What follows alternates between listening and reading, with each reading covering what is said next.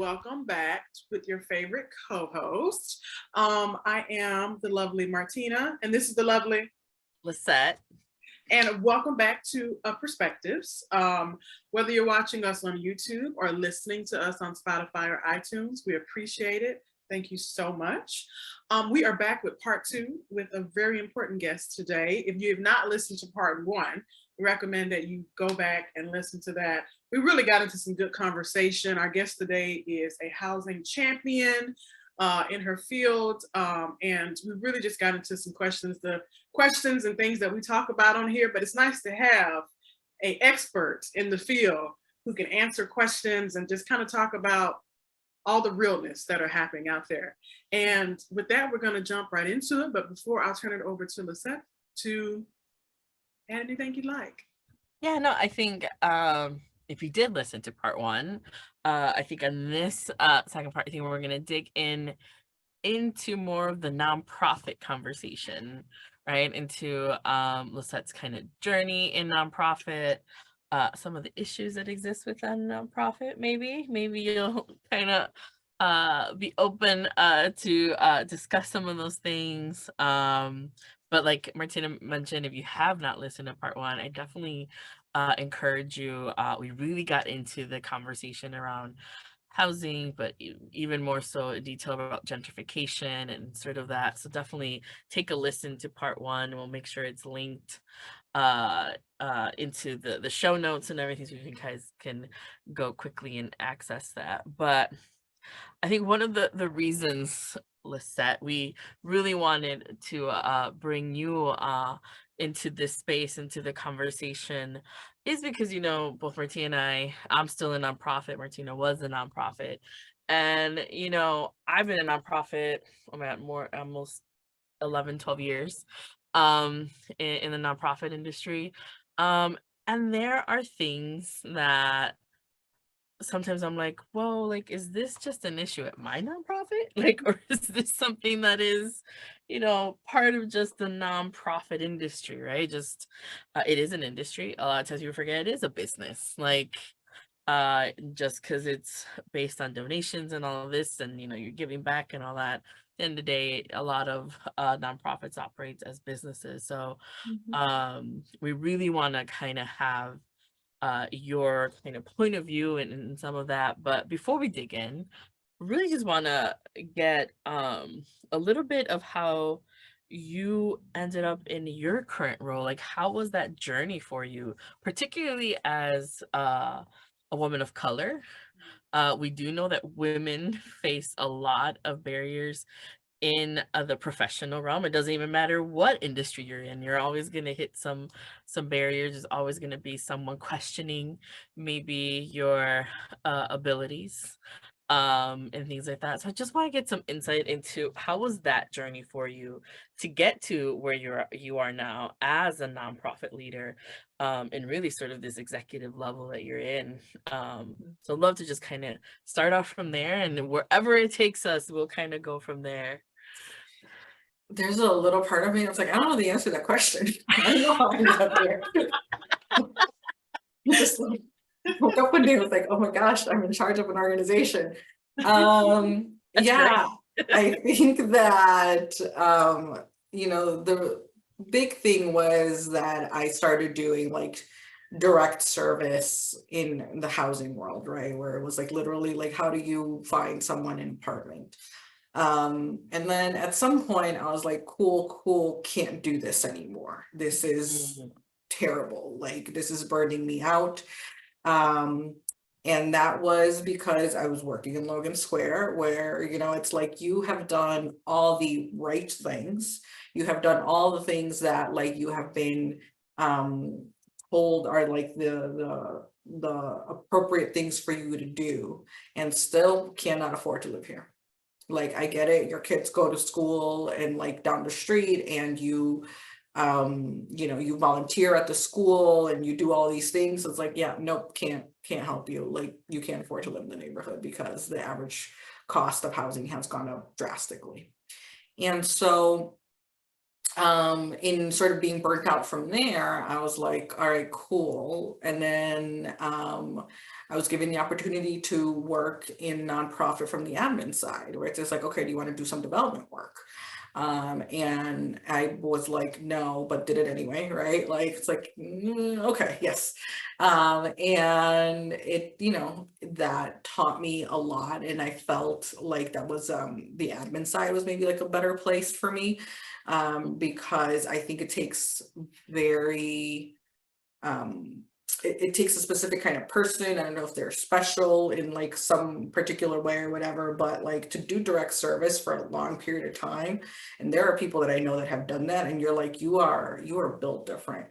Like I am not built that way. But I believed in the mission of what the organization was doing.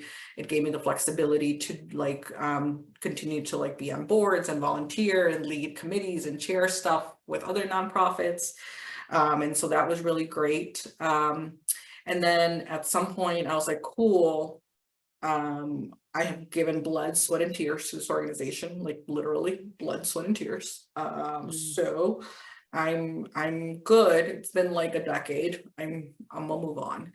And then in sort of determining what the last step was, like my next step was, I was like, for a while I was like, I don't want to do anything but like sleep till like noon every single day. And then the second, and it feels very much like the very second that I will like put out into the universe, like, okay, I think I'm ready to like start looking at the next step. Like I get a call, it's like this organization is in need of some like help during a transition. And I was like, cool, I can totally do that. I've done a lot of transition work now because I was at the other organization for so long. And then I was like, I'll just do that for a few months. And then it's been 3 years now. And it turned out that at some point I was like, I guess it wasn't transitional. And then the longer that I do this work, the more I think, well, maybe it's that transition, particularly in nonprofit, isn't a 6-month process. It's a 6-year process. It's a 10-year process. And so, yeah, I ended up here because I had some skills in development. I had some experience through transitions, through some typical transitions at various points. And I was like, okay, that's great. And then I knew housing and I was passionate about housing. And I still had a huge learning curve to learn sort of the development side of housing, which is dominated by folks who have been in the industry for a very long time. So I've definitely had folks who are like, do you know what you're doing? And it's like, well, I don't have as much experience as you, but like, I'm a quick study. We can figure this out together. And it's also dominated by men. You know, like there are some fabulous women who I know that, you know, are my peers. And there's a lot of men who are my peers. And you're like, okay, this is rough some days. And so we, you know, we persevere. That's always what it feels like, right? Like you persevere and you're like, okay, I can do this. And there's definitely some days where it's like, I don't have like the energy to do this anymore, you know? And there's also the days where it's like, I'm gonna fight a different battle today. Like, I'm gonna let you do you because I can't fight this battle today. I'm gonna save that for another day because I'm tired and because I have a ton of other things to do. And because, as we mentioned in the last episode, because I care a lot about a bunch of different things. And so, you know what, I can't prioritize this right now. But yeah, so that's how I ended up here. Martina. Well, I think, you know, you touched on, well, I don't think, you touched on a few different things. I think, you know, particularly another thing we talk about on our podcast is the patriarchy.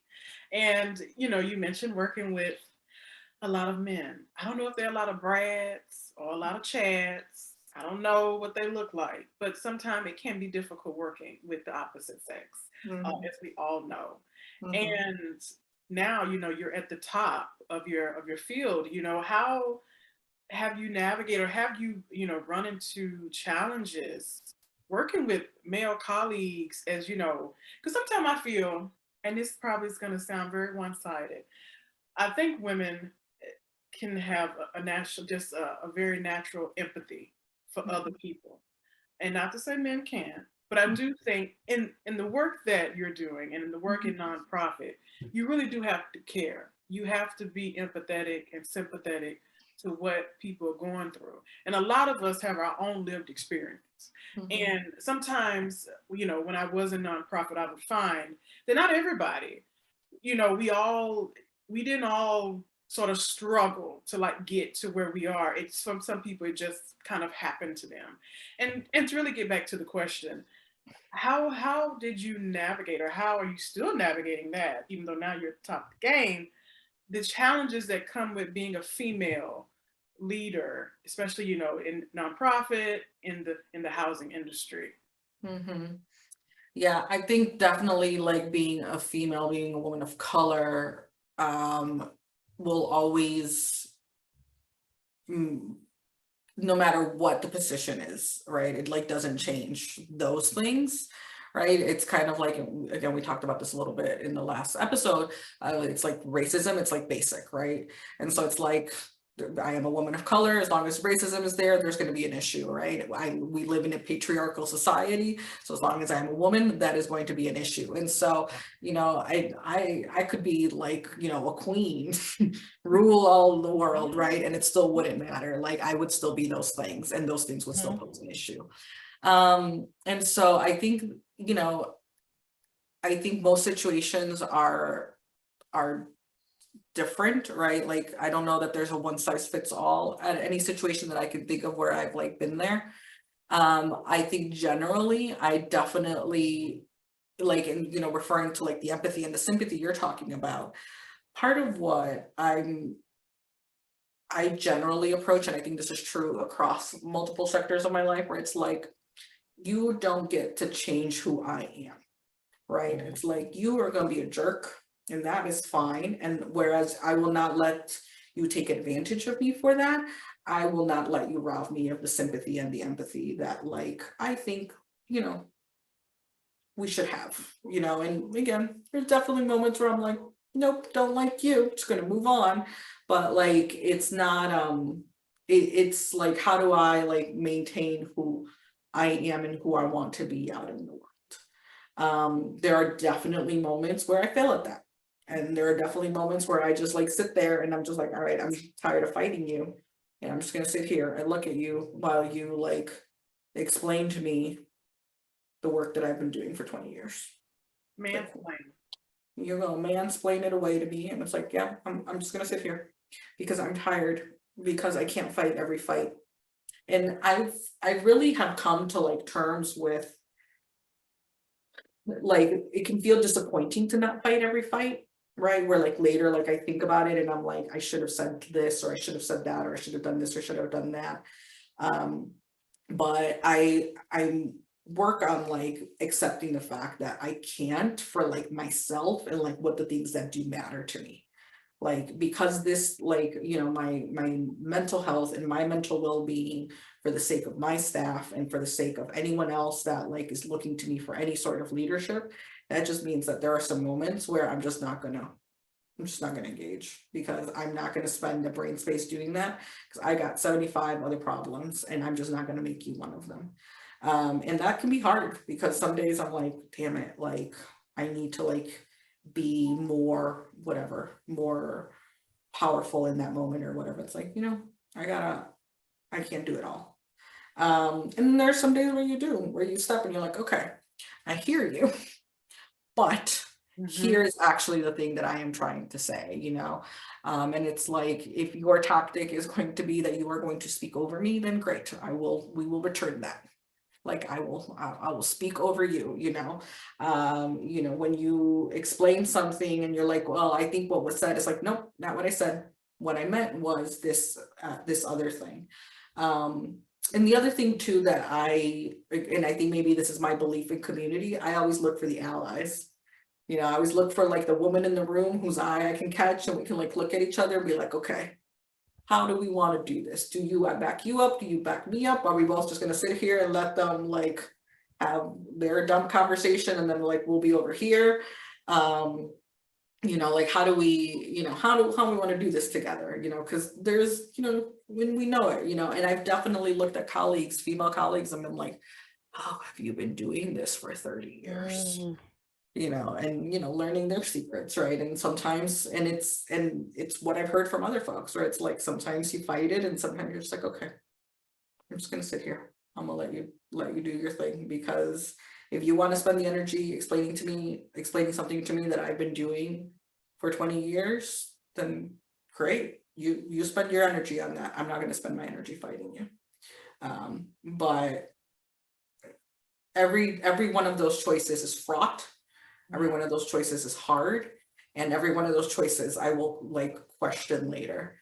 And and it takes really like being able to talk to others who go through similar things to like come to terms where it's like, okay, you know what? I did the right thing. It's fine. I got 99 other things to do. Thank you for being honest with that, because it's difficult navigating the world as a person of color, a woman of color, but definitely if you're in leadership, I think all the time, sometimes it can be people that are just like you. They don't always have faith in what you're doing, especially, and that's not true because you know why you're in this industry and why you're doing the work. And it's great to hear how you've been able to kind of, I don't want to say accept, but you've been able to navigate the world, and just like, hey, like you say, you got 75 problems and this is not one that you want to deal with, and I got too much that I'm trying to do. And I think that's a transition that I was pulling out of this, is that I know one of the big things that, again, that we talk about on here, is that nonprofits are out here saving the world. They are doing God's work. But oftentimes that work is hard and the hours can be crazy and you wear so many hats. Like, you may not just be a leader, you got to get out there and do the work. You got to maybe make copies or something. Everybody has to do multiple things.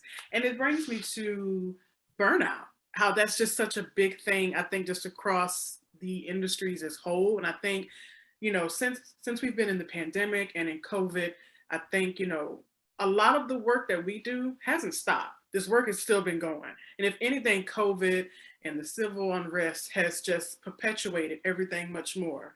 And so really would love to hear how you have been able to deal with burnout, whether it's for yourself or even just for different colleagues that you've worked with or those that work under you. Because to me, it's just like nonprofits do it all, but they can't do it all. But they're trying to do it all. And we only have 24 hours in a day. Yeah. I think for me, it has been prizing flexibility above all else. I tell myself all the time, like, I don't care when you get it done, whatever works for you, so long as you are accountable to your colleagues, you're accountable to the people that we're serving, accountable to, whoever's giving us the money that we got to write the report for later. But like, I'll be flexible. I will bend over in flexibility so long as the work is getting done. And then I try to have that same grace for me. I'm not always succeed at it. There are definitely some moments where it's like, okay, I'm gonna take like an hour of my day to like run a personal errand, and then I feel guilty the whole day.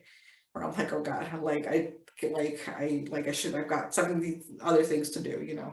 But I do try to like practice like that as part of it. And then, we were talking about, I took some time off last week, and there's a part of me that's like, I don't think I was worth it. And then there's another part of me, it's like, no, it was worth it. It was worth it to like get to like sleep in a little bit.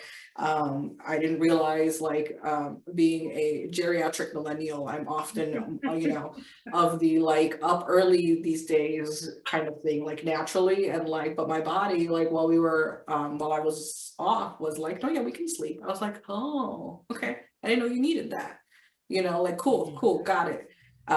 So definitely like, doing some of that. And even in like taking time off, sometimes it can be like, if it's not a really big production or it's not a really big deal, it's like, oh, well, like, did you go anywhere? And it's like, no, I turned off the notifications on my phone and like didn't answer it, and like sat and like, did other stuff that I found more enjoyable than like, just sitting all day. And I think that that can be really important too, you know, and I'm a big fan of like, don't like no vacation day left behind, like use your vacation days, you know, and I think that, you know, we generally will close at the end of the year too, between like Christmas and New Year's. It's like there's no need for that to be like off of your vacation time, because I already know that if you don't use your vacation time at the end of the year, you're going to send emails to people that are all out of the office. Like everybody else is out of the office. So I think like that kind of stuff can be just like literally giving people time back, particularly in the nonprofit space. And, you know, this was the first nonprofit I worked at.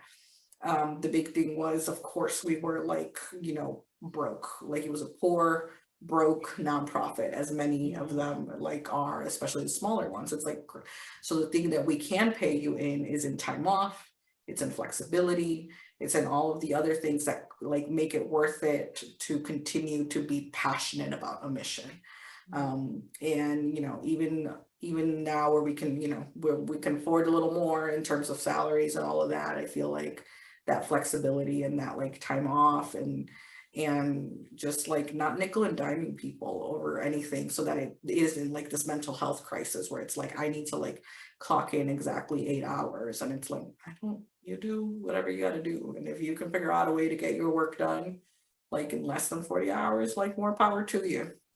You know, I mean, you're doing the work of 3 people, so Yeah. you know, if you can figure out how to do that better, great, do it. You know, but like yeah, I think those are the really big things. And again, time off doesn't have to be a big production. It doesn't have to like cost money. It can just literally be like, I'm gonna turn off all the notifications and I'm just gonna let it be. And And it's hard and it's anxiety producing, again, for those of us who care. But we all have to practice it a little bit. And sometimes it helps to have someone who can hold you accountable to that. You know, a partner, a friend, somebody who can be like, we're not working today. It's like, okay, no, put my phone down and put it away and we'll be done with it. It'll be great. Yeah, it's so great to hear you as a leader, right? As someone who oversees an organization, talk about flexibility, not just for yourself, but for staff, for the organization, time being so important and precious. Because I think one thing I learned just from going through the last 2-3 years is how important time with family is, how important just time with friends, just even time with yourself, like just like you said, just like disconnect. I mean, I'll take a day off and I'll just watch some movies, read a book, and just kind of disconnect with like no big production, and without having to feel guilty or anxious about it. Like I think even just the idea of running a personal errand during company time, when it's like, no, like it's okay, like you have the flexibility, like like one thing. And it's like, so it's just so great to kind of hear you kind of share that perspective and that viewpoint of like, hey, this is really where the workplace should be going and is going, where people are valuing that flexibility, that time of like, I don't need to dedicate 40 hours to a job that maybe I can do in 30 hours.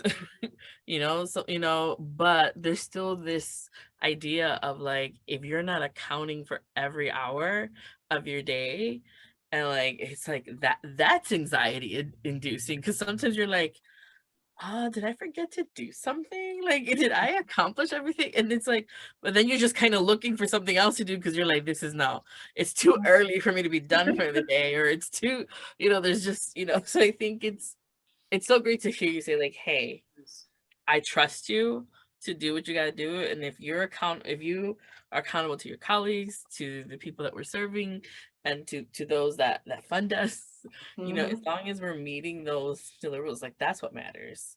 If you do it in 30 hours versus 40, hey, I'm not gonna dock your pay because you did it in 30. Like, hey, good for you for figuring it out. Yeah. Teach me your ways. I know. Right. Like, and it's nonprofit, we're all doing like 3 jobs, right? Yep. So like I definitely, you know, like spend time trying to figure out why the copier is jamming, and you know, like hunting down like housing applications and figuring out like all of that, you know, we all do all sorts of things. And so, you know, I think generally we have to do,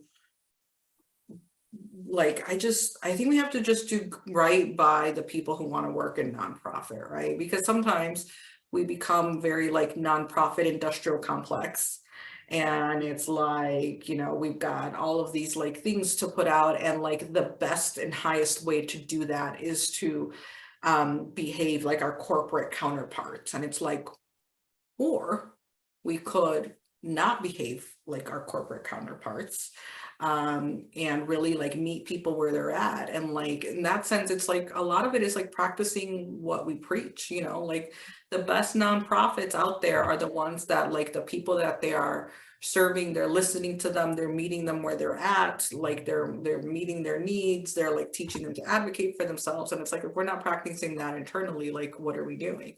And not to say that, you know, we certainly, no place I've ever worked has gotten that down perfectly. Like, you know, there are moments where it's like, oh, well, that didn't work quite the way we had hoped. Or, you know, that's not quite the standard that we are meeting despite like our best effort. But, you know, I think that we, in nonprofit, it should be the standard to say we're not corporate. Like, if you want to be nonprofit, just be nonprofit, and nonprofit can have its own standards. And that's part of what I think can continue to attract people to work in nonprofit, you know, because we can be flexible, because we can say like, yeah, we get it, you got to pick your kid up home from school, you got to pick your kid up to come home from school, like, you know, let's do that. Why would we want to be the people who are like, nope, can't do that? Like, what are we doing out here? And I think it's like very much, I like to think of like putting the whole person first. Like, I'm not, you know, I'm not naive, right? Ultimately, like, it is an employer-employee relationship. Like, you are working, you are earning a paycheck and wages and stuff. But like, if we can do that and get as close as we possibly can to saying like, I get it, you have a whole life and you are a whole person, and like your work is just part of that. I think that's exactly what we should be doing. And again, definitely don't get it right all the time, but you know, we're trying. Well, as a person that's been in the corporate world now for about 2 years, that is one of the things I miss about the nonprofit world. I would say some of the best people I've met, and don't get me wrong, I've liked my coworkers, most of them. I'll say that now where I work. But some of the best people I've met have been in nonprofits and have lifelong friendships I could see. Like, these are people I've cried with, I've laughed with, I've brainstormed with. They've had to be straight up with me and get me back on track, you know, and I've done the same for them. And there's a certain camaraderie that's in nonprofit that, I mean, and again, the corporate folks, cool, they cool. But it's a certain environment that you only get when you work in the world of nonprofit. And you mentioned about the flexibility. I feel like now, even though I was not in corporate prior to COVID, I feel like only recently, because of COVID, more people in the corporate world may be becoming more flexible, because a lot of us are still working remotely, and realize we have parents, we have people that are caregivers and caretakers. They may have to take their mom to the doctor's office. They may have to pick their kid up early from school. And going into the corporate world, that's just things I didn't really think people were flexible about. And I've seen a little bit of that, but it's just, again, going back, when you think about corporate, that's just not how you think things function. And like, you don't bend, and it's all about a dollar, you know, and that's the thing. And you know, it's the dollar that pays. But there's just nothing like, I would say, being in that nonprofit environment. Again, some of the best people I have ever met, and I love the friendships and the work I was doing, because I know a number of us that where I work now, we come from, whether it's grassroots, working in communities, and we're all trying to get on those projects that have those elements to it, because we miss that part. We miss engaging with community members, even if it's just being a part of a focus group, just having that direct contact with the people who are actually living this and the people that we're serving. And I think most of the time people can be up here in their little tower, but you got to come down here to be able to understand and realize that we're all trying to do the same thing. So I'll let you go because I see you have something. It makes me think that one of the things that, like, I remember thinking early on, particularly in COVID, right, where we were so physically distant from each other, but like suddenly everyone's taking their like meetings from home, and so you're like, oh man, I didn't know you had a kid, I didn't know you had a dog, I can hear your kids and your husband in the background, like we're all like, it's actually in some ways was like slightly more intimate, because it's like you're like in my house with me and you can hear like all the things that are happening, no matter how hard I try, and no matter how many times like I'm putting you on mute so you can't hear like the blender going back here, like, you know, like things are still happening. And I think that it's been some of that realization that has really, I think, pushed corporate America to move a little bit, right? Like, where it's like, we're all in this situation, whether or not you are like the CEO or whether you're the frontline worker, like we're all at home trying to deal with something. And I think, and again, I feel strongly that like nonprofit has to like be at the forefront of this, because I think we have to practice what we preach. I also just think it'll be good business for us because Gen Z is coming for us. They really are. Yeah. Gen Z is not going to do the thing that like we've been doing, for better or worse. Like they are not. And so like better start being adaptable now, better start like being flexible now, because Gen Z is not putting up with any of the stuff that we've put up with. Like, so gotta get on that. And you know, in some ways I think that is also what is like driving a little bit of corporate America to work. But again, I think nonprofits should be at the front of the line here, because that's a place where I think we can be really competitive with corporate America, because a place where we often cannot be, and that is because of capitalism, is in the money, right? Like how many times can we not afford to pay what you can get in the private sector for something? So like the places that we can be competitive, we have to be highly competitive, and it has to be then in this flexibility and time off and mental health, in like building spaces where that camaraderie is happening, so that you can build those lifelong friendships and you're like, okay, cool, I can do this. Because until like we figure out, you know, in this capitalistic society, like the essentialness of nonprofit, we're always going to get the short end of the stick in terms of how much we're able to afford and raise and give to those who are working for us. You bring up such a good kind of point of pay, and sort of even just the pay disparity that does exist in nonprofit. And it's one of those things that I think a lot of both large and small nonprofits are having to grapple with. And to your point of like, how do you sit down and really say, what do we offer that, you know, a corporate salary won't offer you? And I think that that's such a huge thing that has to be taken seriously, because to your point, you know, you got Gen Z, you got younger millennials, even just I think just millennials who are like, you know what, I've been in nonprofit for a very long time and I haven't gotten maybe what I really want out of it, or I haven't been able, like, is that part of the problem? Like maybe I just need to look out somewhere, I need to see this. And I think you saw so much of, you know, what was coined the Great Resignation, of people realizing like, I need to prioritize me. I prioritized, you know, the nonprofit world. I prioritize helping others, and I didn't prioritize myself. And I'm burned out. I've been doing the work of 3-4 people, or you know, someone leaves and I just have to, you know, take it on. And I think that's such a great point that you bring on, because it's like, what do you offer that can really just offset that corporate salary. Because when you're making six figures, and whether it's the low or high six figures, for a lot of times, a lot of the work, there's so many now corporate social responsibility. There's all these kind of just jobs that your skill set in nonprofit translates great into this corporate world. Now you're kind of like, oh, nonprofits need to, like, to your point, like, need to figure that out. And so I love that you brought that up, because it is such a real thing that I'm seeing, like, just from, whether it's colleagues, whether it's, other peers that are in other nonprofits who are like, we're having a hard time hiring. Because people are coming in asking for six figures. Yeah.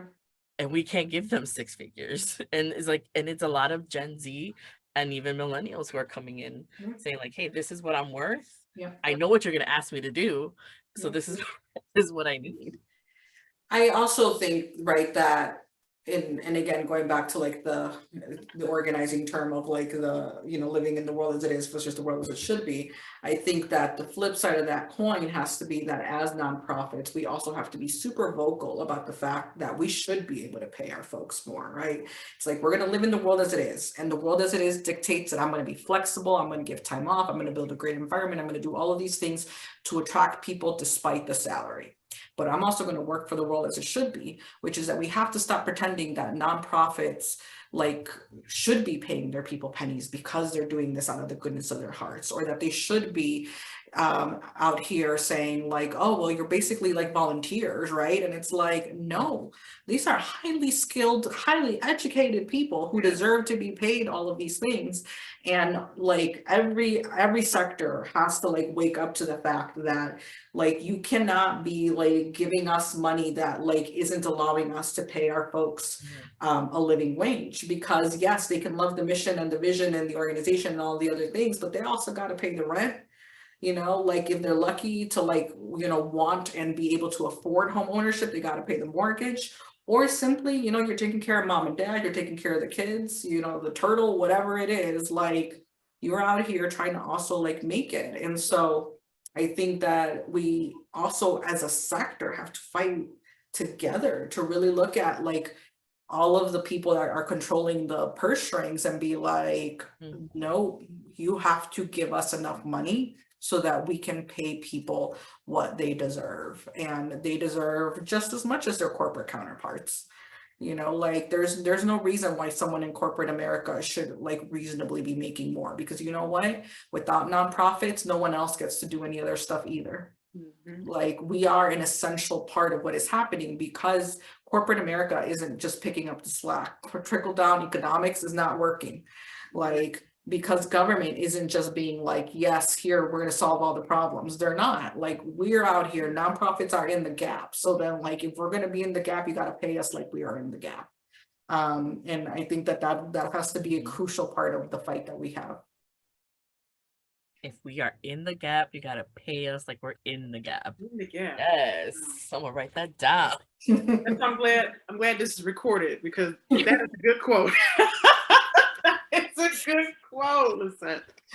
Oh, go ahead, Martina. I know you got something to say. Well, no, I just really, again, that's something that we've often talked about, is that pay disparity.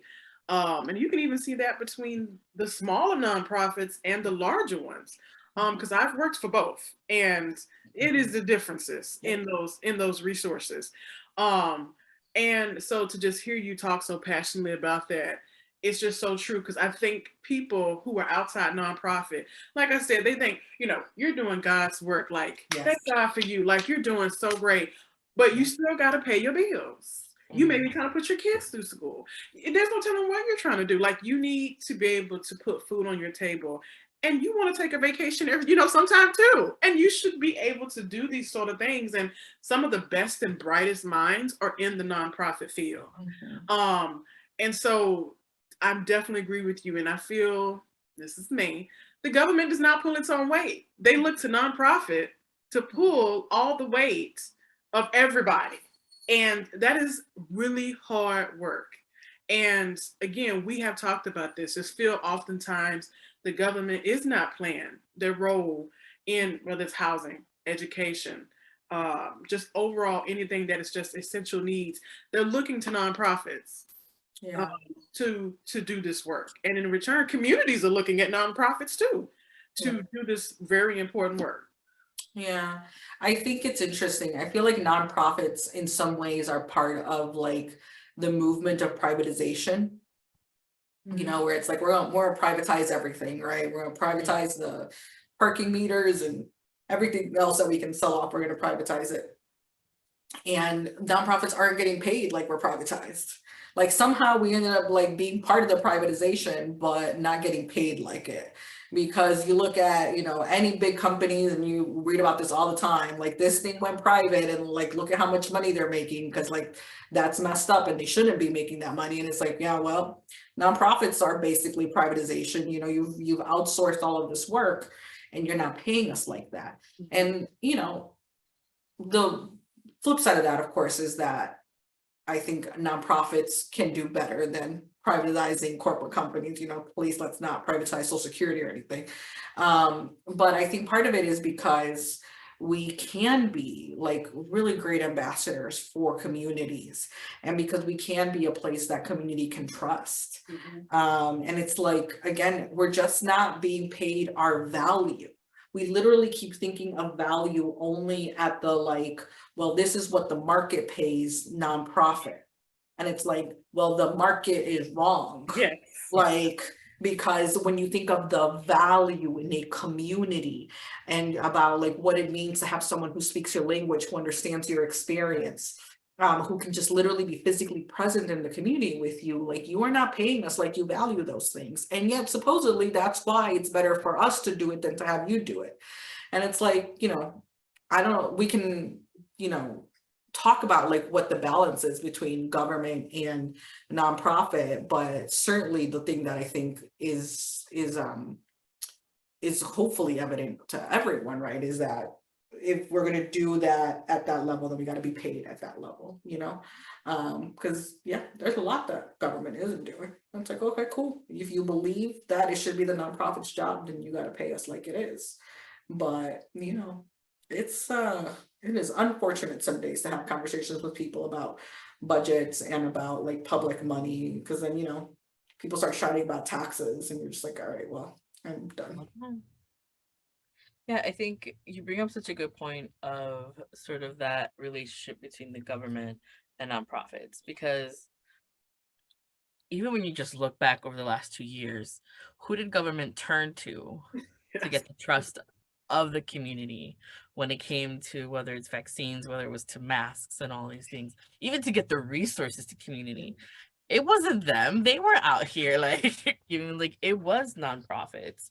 I mean, just in Chicago, I remember every nonprofit that I knew or had worked with was out here, you know, making sure that people were getting the masks that the government was providing, was making sure that, you know, vaccines, they knew where vaccines were happening, that they were, you know, trust. And that's the thing, like, if you are out here doing that work that was all day, every day, weekends, there was no break. Like I remember just seeing some nonprofits just going like, hey, we're just gonna go do this. We're out here. They were out here, you know, exposing themselves, you know, and you know, and doing all these things. You know, they weren't the ones, you know, working from home. Like you had people out here, you know, like you said, being in the gap of it. And then what this creates, you know, and I said this before on our channel, is creates this really idea of community members, community residents holding nonprofits accountable for everything and anything, much more so than they hold our elected officials. You know, and this creates this dynamic of like, well, nonprofits aren't doing their job. I was like, no, nonprofits are doing their job.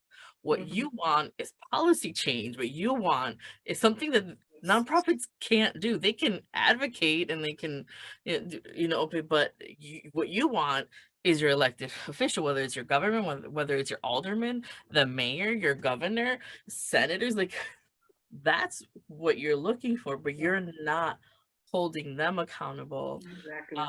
You know, and then, you know, government gets to you know, in a sense, scapegoat everything to the nonprofit realm. Yeah. And be like, well, they're not reaching the numbers that they should be reaching, or they're not, whatever. Was like, no, it's your job. If that's what you want done or change or whatever, like that's Mhm. for you to be out here and creating this trust in the community. But to your point, like the nonprofits are the ones holding all of the keys, and yet we're treated as if, nah, you're not holding anything. You're not very important. So we're, you know, you keep doing God's work, you keep volunteering, you keep getting the bare minimum. And then, you know, but you know, when we need you, we're gonna reach out. And we're gonna And we demand expect you to so help. much. Yeah. Yeah. Mhm. It's a lot like, you know, there was so much talk about like the heroes of the pandemic, and the frontline workers are all these great heroes and everything. It's like, so you should be paying them like they're heroes. Again, going back to like the minimum wage, Yeah. going back to like, you know, the number of people who realize just quite like essential teachers are when they had to like be at home with the kids all day. It's like, but you know, when the teachers want to raise, everybody's mad. And it's like, Yeah. but we talk about this, and I think it's the same thing with nonprofit, right? Where it's like you're out here and like, yeah, like it's amazing the work that you all did during the pandemic, blah, blah, blah. It's like, yep, now if only we were getting money that matched that. Like now if only we were getting the resources that matched all of that. And I also think that there's like such a disconnect that is to be expected between like people's like lived experience and what is happening right in front of them and policy. Like you said, the amount of times that like we will get yelled at or someone is frustrated with us over something that's like it's literally policy. Like I cannot do anything about this, you know, and it's like, but we are more than happy to work with you. Like let's write a letter and let's advocate and let's go see our elected officials about this thing. And people are often, you know, it's exhausting because you are working maybe multiple jobs to like keep the roof over your head, and you don't have the time to go out here and be like, yeah, I'm just gonna like spend an hour talking to this elected official. And so we're as usual, it's like another way in which nonprofits are caught in the middle, right? Where it's like, you know, people maybe do want to once they understand, because they don't always understand at first. You know, it's like, no, literally, this is it's policy. Like I cannot change this. And I mean, that's honestly the other part of direct service that burned me out at some point. Yeah. Where it was like in following it back, where it was like, I need to understand the root of this problem. And you would like dig in deeper and you're like, okay, actually the root of this problem is policy. It's that, you know, if you want to maintain your social security benefits, you can't have too much in assets, because God forbid that someone who's on social security be saving for themselves. You know, it's, you know, that like in order to like be on food stamps, like, you know, the father of your child can't be living with you because then household income is too high. Yep. You know, like, and so you're like, I don't, whoa, you know, and like, and there's also a lot of people who do understand that it is a policy issue, but they're just trying to survive. So they just figure out how to work the system, and then they just do that, because it's like, I don't have time to go advocate to my elected official. So I'm gonna do this thing over here to like get around this system that isn't working. But I wholeheartedly believe that a lot of what isn't working are policy things, and they can only have policy solutions. Yes. And, you know, and I think all nonprofits need to be participating in advocacy of some sort, you know, like, because policy work is the only work that we need to really, that we need to do collectively, right?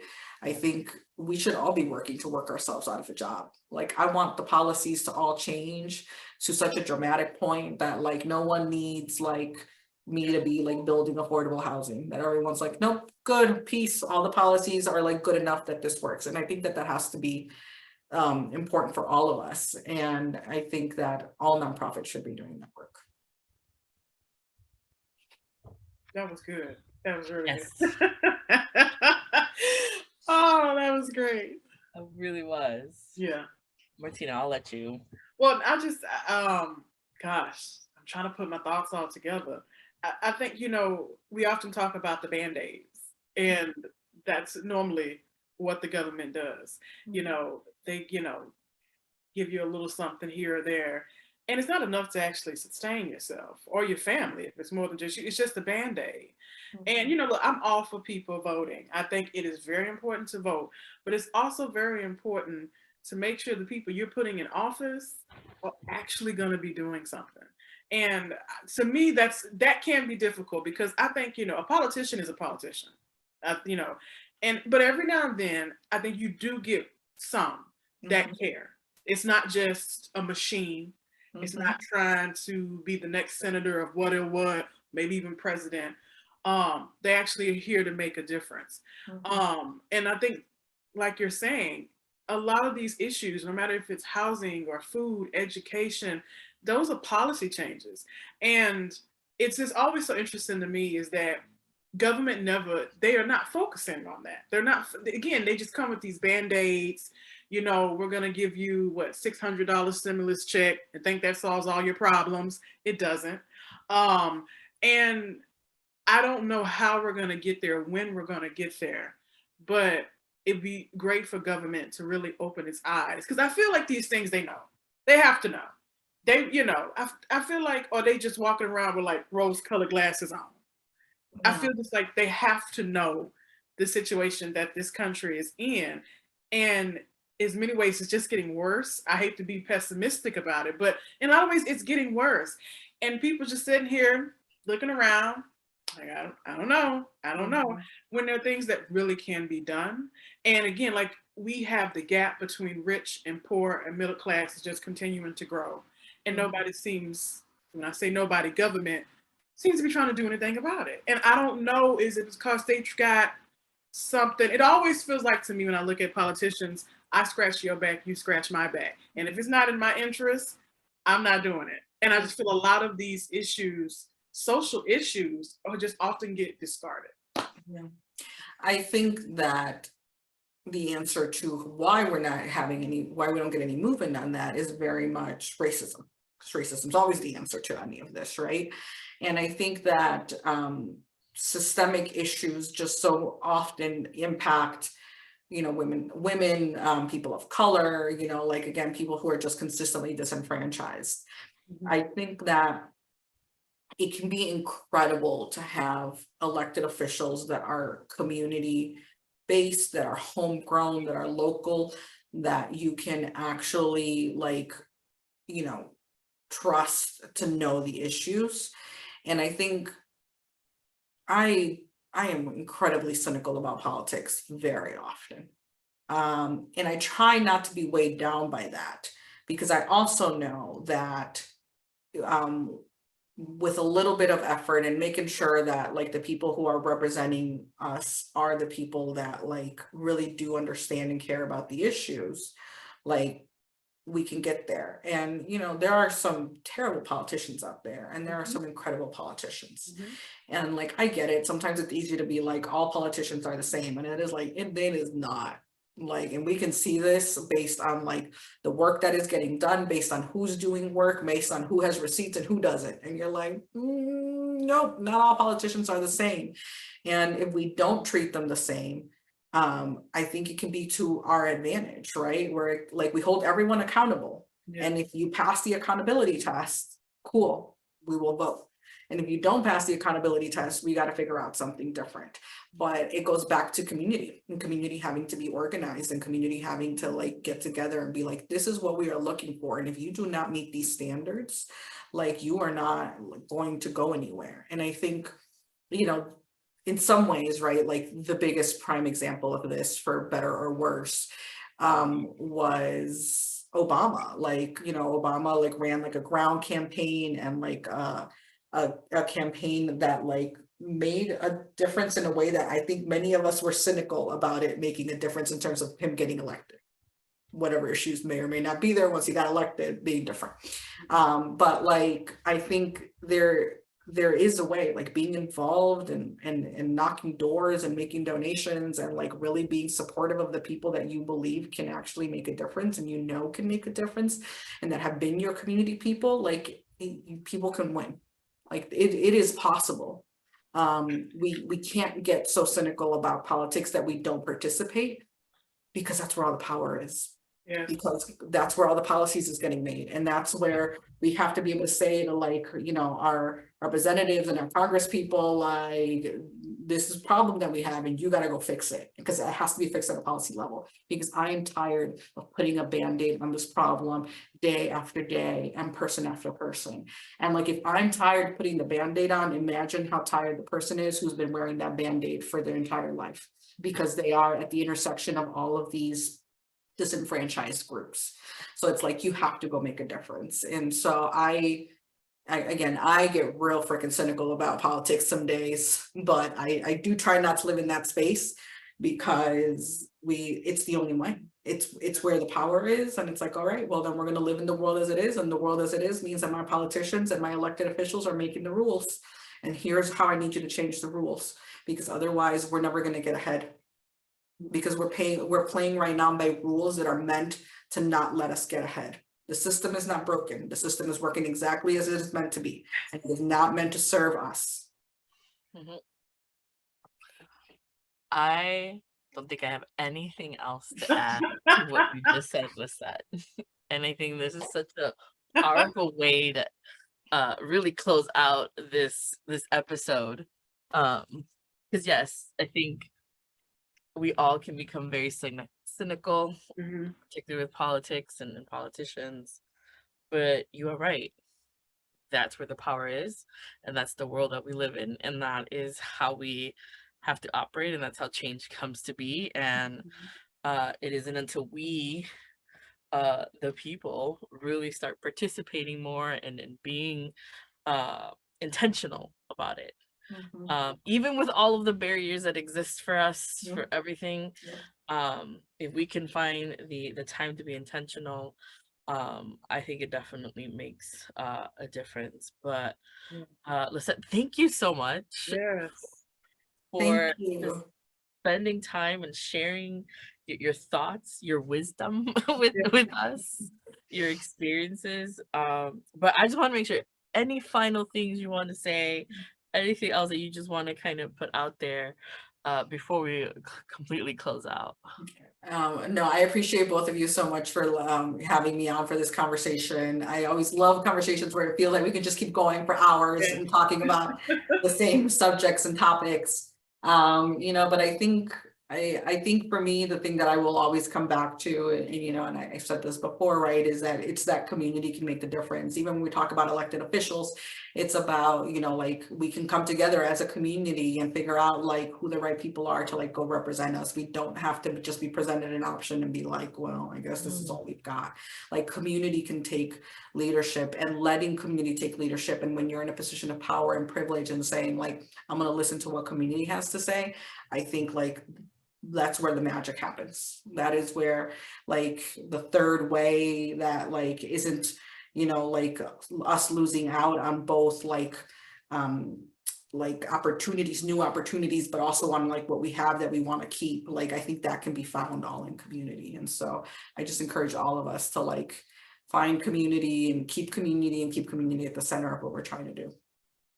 Thank you. Martina, any final words? If I say something else, we'll be here another 2 hours. I just want to thank you again. And you are part of the family. Yes. And we probably gonna have you come. You know, there's no probably. You'll be back. You'll be back. You will be back. You. Yes. Thank you again, Lisette. Thank you to those that are watching or listening. I hope you have gained as much wisdom and sort of just knowledge, and hopefully a little bit of inspiration to go out there, find that community. I love what you said, Lisette, about not just being presented a political choice, but community being able to present their choice for who they want to represent. I think that is something that doesn't often happen. And I love the idea of that being the norm, of like, hey, here's who we want, here's who we're gonna put on the ballot, here's who we're going to do. So love that. So I'm a little motivated. It is, you know, so I'm gonna take this these, you know, conversation, this one and the one we had last week, and definitely taking some notes and things to kind of just marinate and think on. And We look forward to having you back, Lisette, in the future. You're definitely coming back. There's so much more we can talk about. Absolutely. But thank you, everyone. I hope you all have a great rest of your day, evening, whatever time you're listening.